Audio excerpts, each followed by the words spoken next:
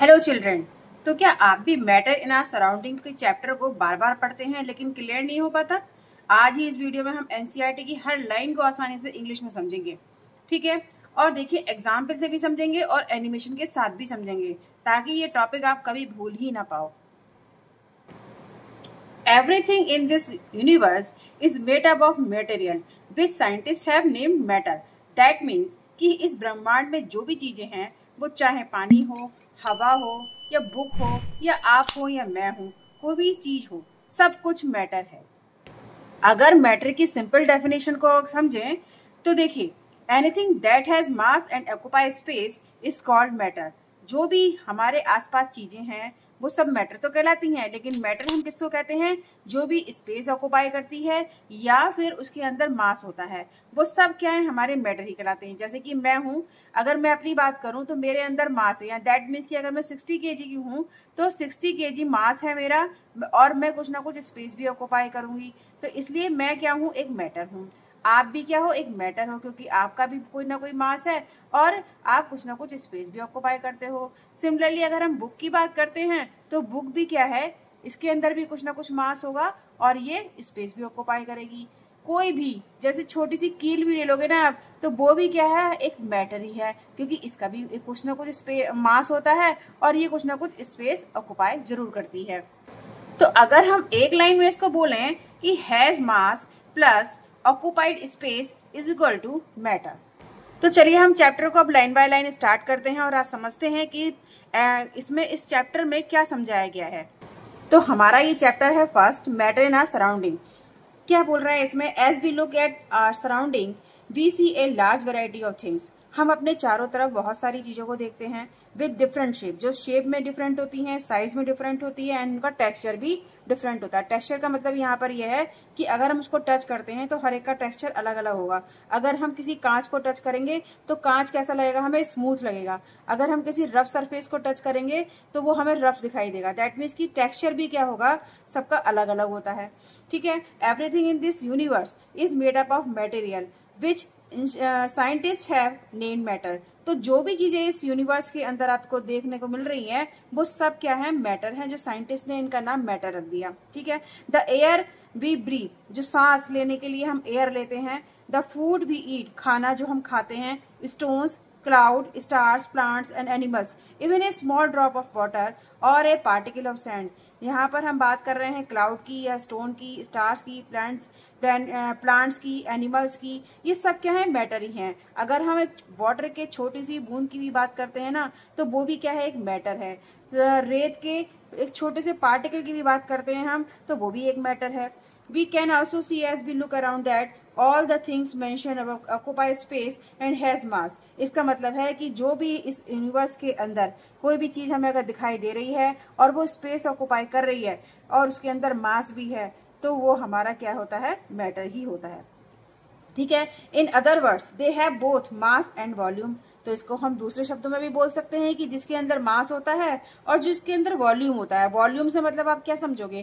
कि वो space occupy कर रहा है। वॉल्यूम वही होता है, जितना स्पेस कोई मैटर ऑक्यूपाई करता है वो उसका वॉल्यूम ही कहलाता है, ठीक है? तो जिसके अंदर मास होता है और उसका वॉल्यूम होता है वो सब क्या कहलाते हैं? हमारे मैटर कहलाते हैं। तो ये तो हो गया हमारा एक टॉपिक। अब नेक्स्ट टॉपिक के ऊपर बात करते हैं। Since early times human beings have been trying understand their surrounding, early Indian philosophers classified matter in the form of 5 basic elements. Indian जो फिलोसफर थे उन्होंने इसको क्लासीफाई किया था, इस मैटर को, 5 बेसिक एलिमेंट्स में। वो बेसिक एलिमेंट्स क्या थे? पंचतत्व, इसको हम पंचतत्व बोलते हैं। सारे बेसिक एलिमेंट्स को, 5 जो बेसिक एलिमेंट्स हैं इन सबको मिला के हम पंचतत्व बोलते हैं। तो वो पंचतत्व क्या है? Air, earth, fire, sky and water. According to them, everything living or non-living was made up of these 5 basic elements. तो जितनी भी चीजें हम अपने चारों तरफ देखते हैं, ये जो 5 एलिमेंट्स हैं पंचतत्व के, इन्हीं से मिलकर बनी हुई है। ये अर्ली इंडियन फिलोसफर थे, उन्होंने मैटर को क्लासिफाई किया था। Ancient Greek philosopher has arrived at a smaller similar classification of matter. और जो एंशिएंट ग्रीन फिलोसफर्स थे, इन्होंने भी मैटर को क्लासिफाई किया था इसी तरीके से, सिमिलरली किया था, ठीक है? लेकिन जब यहाँ पर इस टॉपिक को हम देखते हैं, modern day scientist have evolved two types of classification of matter based on their physical property and chemical nature. तो जो मॉडर्न डेज के साइंटिस्ट थे उन्होंने जो मैटर को क्लासिफाई किया था वो टू प्रॉपर्टीज के बेस पर किया था। वो प्रॉपर्टीज कौन सी थी? एक तो फिजिकल प्रॉपर्टी और एक chemical property. In this chapter we shall learn about matter based on this physical property. Chemical aspect of matter will be taken of the subsequent chapter. तो इस चैप्टर में हम यही पढ़ेंगे कि मैटर की क्या फिजिकल प्रॉपर्टी होती है, क्या उसकी केमिकल प्रॉपर्टी होती है। ठीक है, अब आप आगे देखते हैं। हम इसका नेक्स्ट टॉपिक है physical nature of matter. Next topic है हमारा फिजिकल नेचर ऑफ मैटर। तो मैटर है जो भी हम आसपास अपने चारों तरफ देखते हैं, इवन हम अपने आप को भी देखते हैं, हम मैटर ही हैं। तो इनकी फिजिकल प्रॉपर्टी क्या है? तो देखते हैं यहाँ पर matter is made up of particle. जितने भी मैटर है, ये हम ऊपर पढ़ चुके हैं कि जितने भी हम अपने आसपास देखते हैं चीजों को, वो सब मैटर है। और वो सब किससे मिलकर बनी हुई है? पार्टिकल से। जैसे कि अगर मैं इस मार्कर की भी बात करूं तो ये भी छोटे छोटे पार्टिकल से मिलकर बना हुआ है। तो इसका बेसिक यूनिट क्या है? एक पार्टिकल ही है। ये अगर वो एक पार्टिकल नहीं होगा तो वो इस पूरे मार्कर को नहीं बना सकता। ठीक है, एक एक पार्टिकल ऐड होते होते जा रहा है और तब ये मार्कर बन पा रहा है। और अगर एक ही पार्टिकल, वो पहला वाला पार्टिकल ही नहीं होगा इसमें, तो ये मार्कर कैसे बन सकता है? सिमिलरली अगर मैं इस बॉल की बात करूं तो ये भी क्या है? एक पार्टिकल से, ये भी बहुत सारे पार्टिकल से मिलकर बनी हुई है। और इसका भी जो फंडामेंटल यूनिट है वो पार्टिकल ही है। क्योंकि अगर फर्स्ट पार्टिकल ही इसके अंदर ऐड नहीं होगा तो वो जो पार्टिकल बहुत सारे मिलके बन रहा है ये बॉल, वो कैसे बन सकता है अगर पार्टिकल, एक पार्टिकल ही नहीं होगा?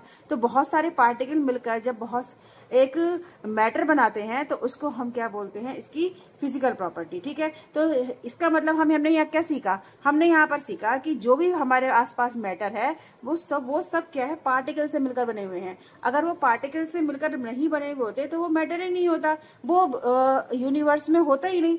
ठीक है, तो for a long time two schools of thought prevalence regarding nature of matter. तो जो हमारा ये टॉपिक है matter is made up of particle, ये जो मैटर है वो पार्टिकल से मिलकर बना हुआ होता है। इसके लिए यहाँ पर एक एक्टिविटी दिखाई गई है। इस एक्टिविटी के थ्रू आप ये समझोगे कि आखिर में जो ये मैटर है वो पार्टिकल से मिलकर बना हुआ है या नहीं है। तो यहाँ पर इस एक्टिविटी से हम समझ जाएंगे कि पार्टिकल, जितने भी मैटर हैं वो सब पार्टिकल से मिलकर बने हुए हैं।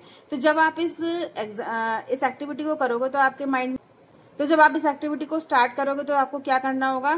Take a 100 ml beaker. आपको 100 ml बीकर ले लेना होगा, या आप कोई बर्तन ले सकते हो या फिर कोई ग्लास ले सकते हो इस एक्टिविटी को करने के लिए। और fill half the beaker with water and mark the level of water. अब आप उसको क्या करोगे? उस लेवल को वहां पर मार्क कर लोगे कि वो उस वाटर को जहां तक फिल किया गया है उस लेवल को आप मार्क कर लोगे। ठीक है, डिजोल्व सम सॉल्ट या sugar with the help of glass rod. Glass rod की हेल्प से आप उसके अंदर शुगर डालोगे या फिर सॉल्ट डालोगे वाटर के अंदर। Observe any change in water level. अब आप देखोगे कि जो आपने डिजोल्व किया है उसके अंदर सॉल्ट या शुगर, तो क्या उस वाटर का लेवल चेंज हुआ है? ये आप ऑब्जर्व करोगे। What do you think has happened to the salt? और जो सॉल्ट वहां पर डिजोल्व हुआ है उसके साथ क्या हुआ? वो गायब कैसे हो गया? ये भी आप यहाँ पर देखोगे। Where does it disappear? वो गायब कैसे हो गया? यहाँ पर ये बात भी देखोगे। Does the level of water change? और क्या वाटर का जो लेवल है वो चेंज होगा? अगर हम उसके अंदर कोई चीज मिला रहे हैं तो क्या उसका वाटर लेवल चेंज होगा? तो ये यहाँ पर एक्टिविटी के थ्रू हम समझेंगे। तो देखिए, जब आप एक्टिविटी करोगे अपने घर में, तो यहाँ पर in order to answer this question, आपको इस क्वेश्चन के आंसर मिल जाएंगे। We need to use the idea that matter is made up of particle. कि हमें ये आइडिया लग जाएगा कि जो जितने भी मैटर हैं वो किससे मिलकर बने हुए हैं? पार्टिकल से मिलकर बने हुए हैं। What was there in the spoon? Salt और sugar has now spread throughout water. This is the illustrated।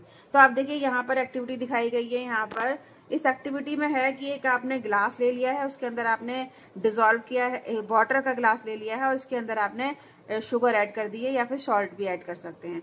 ठीक है, अब उसको स्टेयर करोगे। स्टेयर करने के बाद आप क्या देखोगे कि वो वाटर वहाँ जो उसके अंदर आप सॉल्ट या शुगर डिजोल्व कर रहे हो वो वहाँ पर मिक्सअप हो गई है और वो वहाँ से गायब भी हो गई है। तो इससे क्या पता चलता है?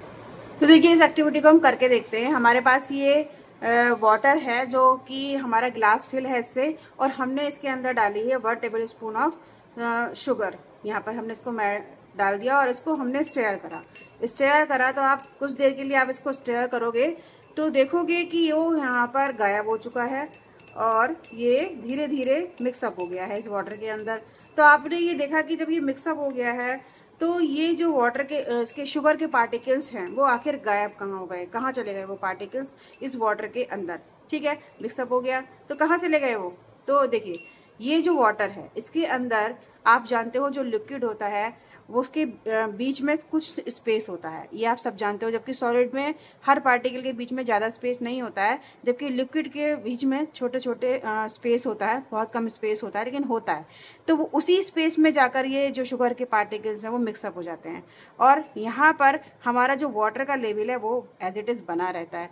तो यहाँ पर हमारा इस एक्टिविटी से यही पता चलता है कि जो पार्टिकल्स हैं, जो मैटर है हमारा, वो छोटे छोटे पार्टिकल्स से मिलकर बना हुआ होता है। तो ये हमारी एक्टिविटी यहाँ पर हो जाती है कंप्लीट।